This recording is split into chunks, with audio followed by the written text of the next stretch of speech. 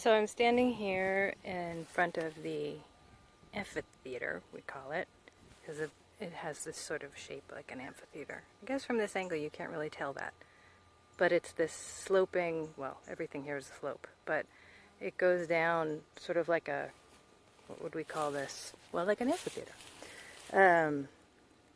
Daniel always said he imagined putting a screen over there and then having like everybody sitting in the seats that would be there.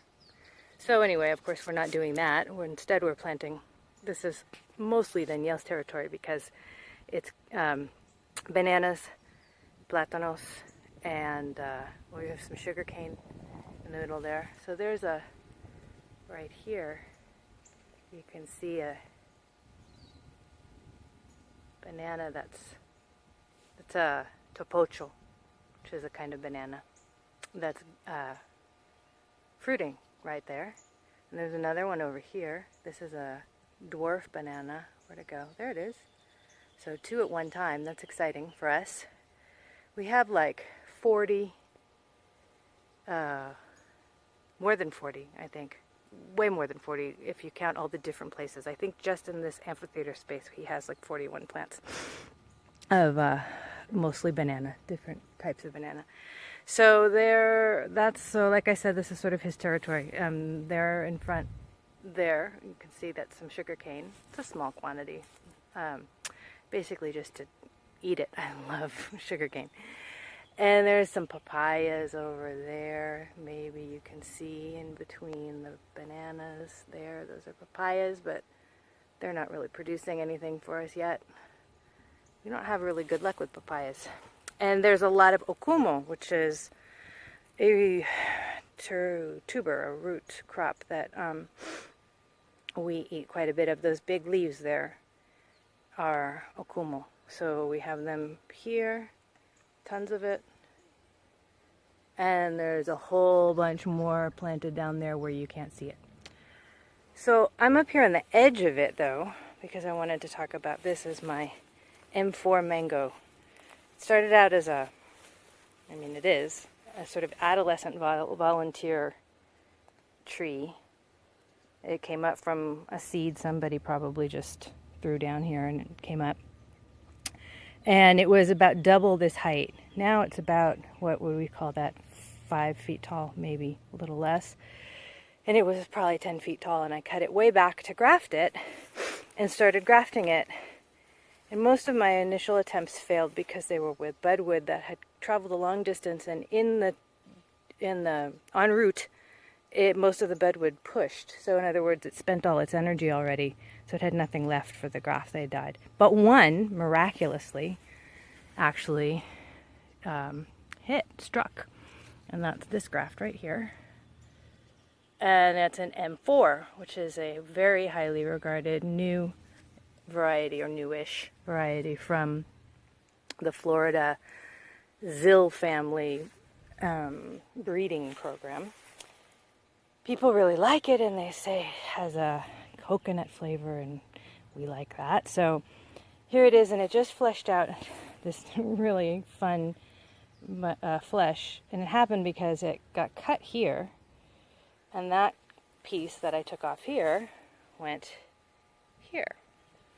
And this graft also took. Because when you're working with fresh roots, scion wood or budwood, it's a lot easier to get a take. Let me just move the shadow so that you can see it's pushing there. And doesn't seem to want to focus on this for some reason. But I think you get the idea. So that's exciting because this tree someday will be all M4. And this piece here I took off the leaves because I'm going to take off this piece right there and graft it onto, oh, there's Fidelita. Fidelita, say hi. Hello. She's busy hunting something. Onto this big mango tree over here, which was bigger than that one.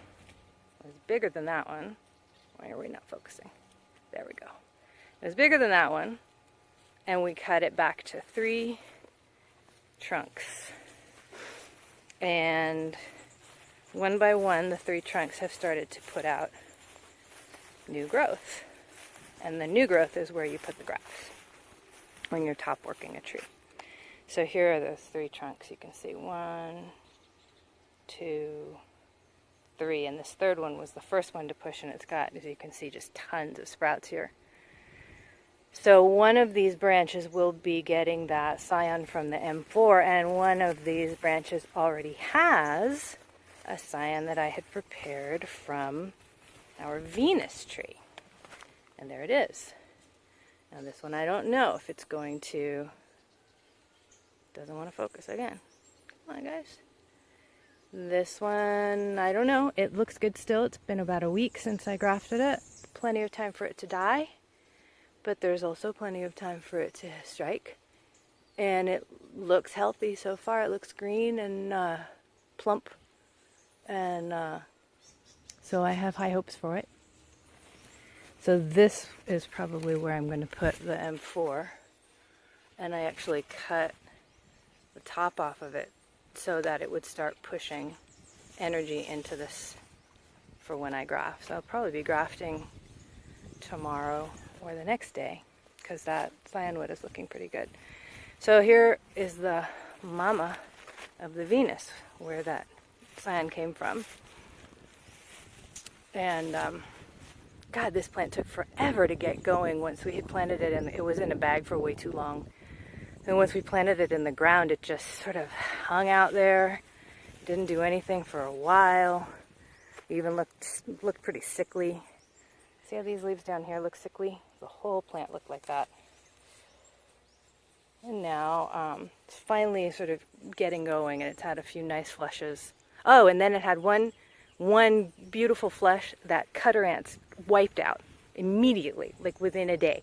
Just wiped out completely. So the poor thing put all its energy into that flush and then lost it.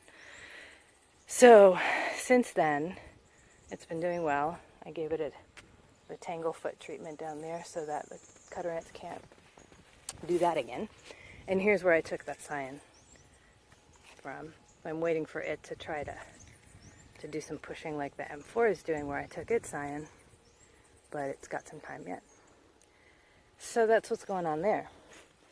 This right here, because of the 2 huge mango trees, this one you can see we're in the process of cutting down to the 1 trunk, and it's just, God, full of termites and had a lot of different parasites too, and so I don't know how healthy it'll be. Hopefully it'll come back healthy. This other one had termites also, and still does. People think the termites is just sort of like the death knell for any tree, but here termites are just ubiquitous, and once you get a tree well established, they a lot of them can just go on for years and years, decades, producing and doing just fine with termites. They like coexist, so it's not such a big deal. But you know, if you have a fruiting tree, you don't really want it to be completely infested. And this one actually had a huge nest. Oh, you can see it there. There's the big branch that was there. Up it went, and there it is on the ground now. And you can see it had a big old termite's nest that was actually fairly recent. Hadn't been there for very long. There it is. So that's that. And so we'll be cutting off these last branches and down to the trunk, I think probably next week.